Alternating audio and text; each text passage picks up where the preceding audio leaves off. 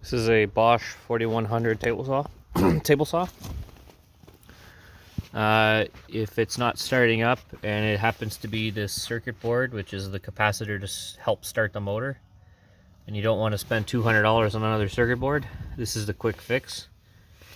Just clip the small blue and the small black wire off and connect the two big black wires together and solder it back together, or put a wire tap, maybe some tape just to hold the wire tap.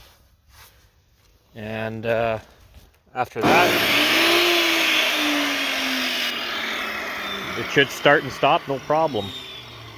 This is just to squeeze a little bit of life left out of your old table saw without having to spend too much money. Thanks for watching.